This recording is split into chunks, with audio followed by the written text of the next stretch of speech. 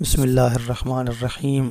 مومنین کرام، ماہ رمضان مبارک کے 22ویں دن کی دعا اللہ کے رسول صلی اللہ علیہ وآلہ وسلم کی زبانی ابن عباس کے ذریعے سے نقل ہوئی ہے۔ دعا فرماتے ہیں، اللہم افتح لی فیہ ابواب فضلک، بار الہ تیری یہ رحمتوں کا مہینہ ہے، برکتوں کا مہینہ ہے، اس مہینے میں ہمارے اوپر اپنے فضل و کرم کے دروازے کھول دے۔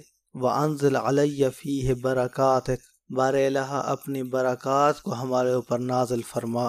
ووفقنی فیہ لموجبات مرضاتک، اور بار الہ ہمیں توفیق عطا فرما کہ ہم ان چیزوں کو حاصل کر سکیں جو تیری مرضات کا موجب بنتی ہیں، جن کے اوپر تو راضی ہوتا ہے۔ بار الہ ہمیں انہیں حاصل کرنے کی توفیق عطا فرما۔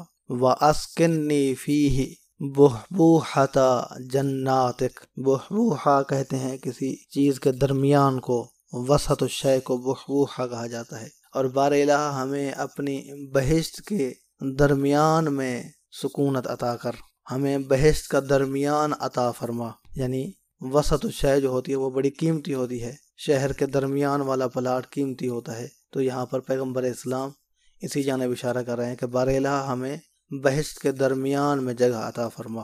بحبوحۃ جناتک یا مجیب دعوت المضطرین، اے وہ ذات کہ جس کو مضطر پکارتے ہیں تو انہیں جواب دیتی ہے۔ بار الہ ہم مضطر ہیں، ہم پریشان ہیں، ہم مضطرب ہیں، ہم تیری بارگاہ میں دعا کر رہے ہیں، ہم تیری بارگاہ میں التجا کر رہے ہیں، ہم تجھے پکار رہے ہیں۔ بار الہ ہماری دعاؤں کو اپنی بارگاہ میں مستجاب فرما۔